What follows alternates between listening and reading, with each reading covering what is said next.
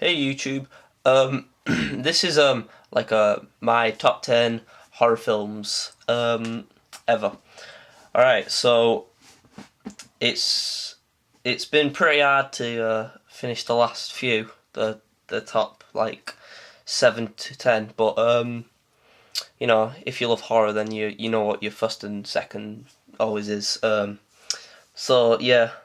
Um the uh the top ones are accurate, and the like number 10, they're like, I don't know, not my favourite, but they're the only ones I've really got that that are kind of good but are enjoyable for me. So the first one I've got is Friday the 13th Part 2, and yeah, it's a good film. It's decent.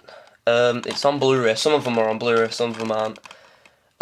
See, all these films are like really good, but there are ones that are definitely better. So this one is, it's a really good film. It's when Jason's introduced. He's got his sack on his head, as you can see there, and in part 3 he gets a hockey mask. So this is just introducing Jason.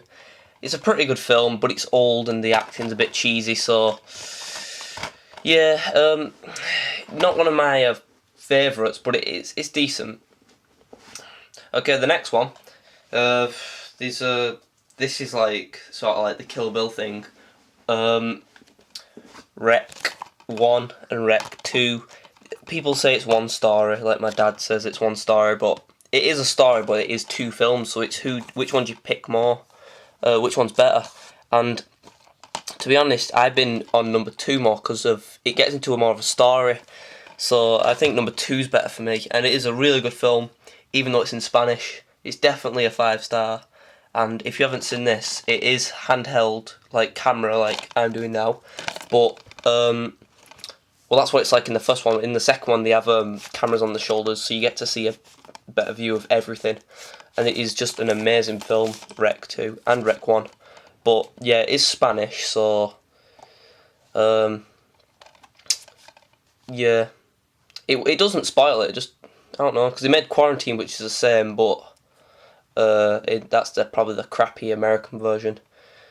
So yeah, this is a great film. I mean, this will probably have some spoilers in it, like just talking about the film. So yeah, just stop watching now because I haven't done it for them two, but I will do it for the rest.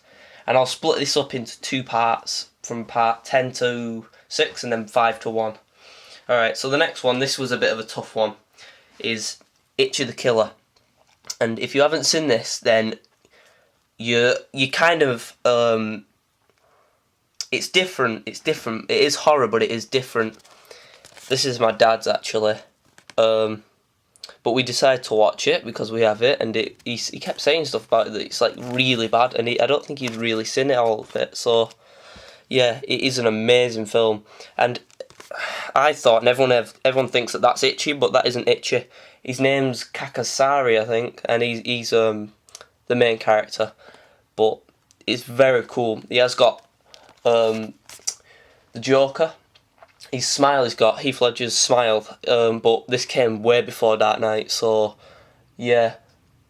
Joker's is kind of stitched in, but this guy's mouth isn't really. It's not really stitched. It's kind of like a tiny bit stitched, I'd say.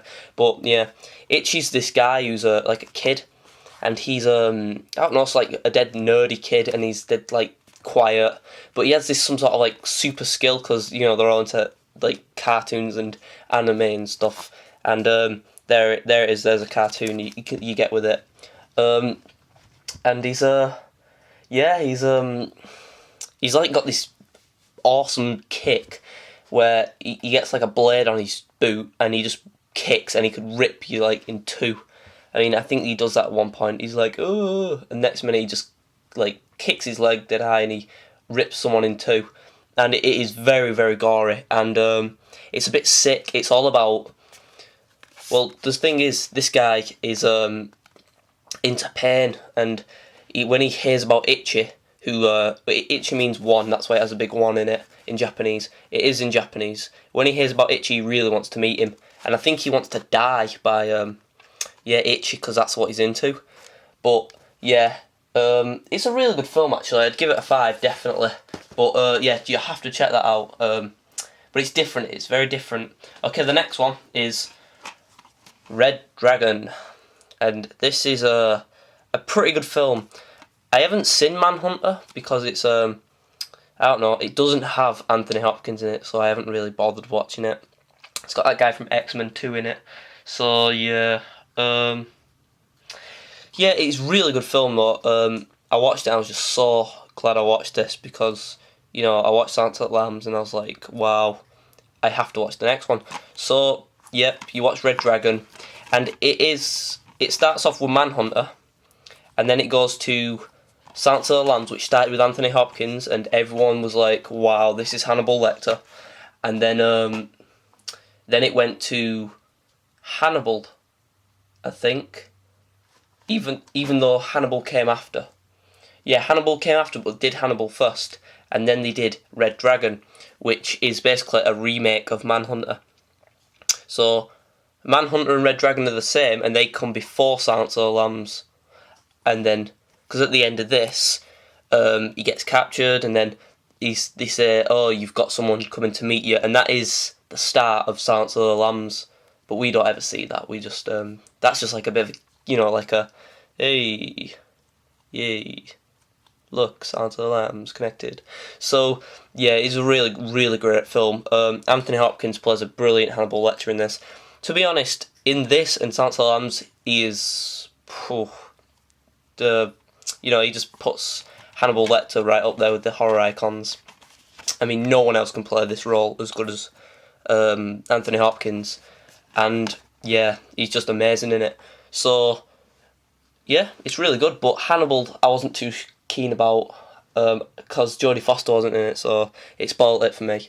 But yeah, it's a great film. So here's the last one. I love this character. He's one of my favourite icon. But I have better films than this one, I think. Yeah, I think it is. But it's A Nightmare on Elm Street. And as much as I love Freddy, because Freddy is the best, he is... That's a strange glove he's got on. Okay. Robert Englund is, like, if I could meet anyone, I would love to meet Robert Englund, because he is just...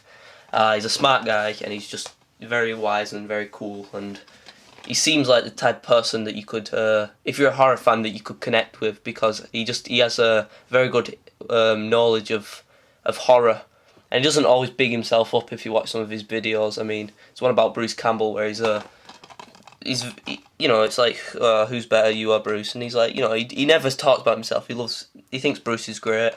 So, yeah, I mean, Robert Englund as Freddy, I mean, Robert Englund plays some roles, and they play Freddy, and then, you know, from then on, he is in horror films, and, you know, little bits, and it's really, you know, booted his career up. So, yeah, I really like this film, but I just thought, like, Nancy, it was a bit like, so I wasn't, you know, but I love Robert in it. I mean, he's very dark in this one compared to the others, and the other he's always laughing and stuff. He's very dark in number 2 as well, and that's why everyone loves Freddy, because he starts getting more like just a lovable horror character. You just want to see Freddy.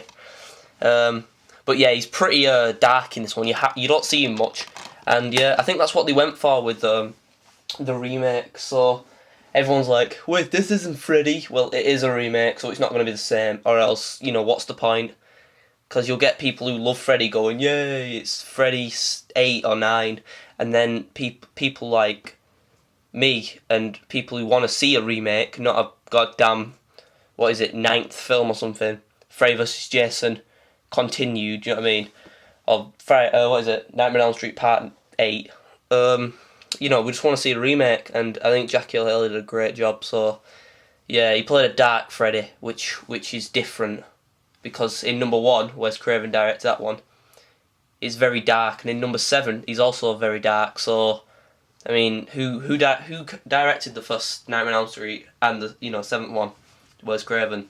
What was Freddy like? He was dark in both of them. So yeah, everyone's really gone off, like, you know, this new one saying it's shit because it's, you know, not Freddy. But you know, I think they've gone for a Wes Craven Freddy. So anyway, I'll come back with part 2. I'll do it now, and I'll have it on soon. Okay, bye.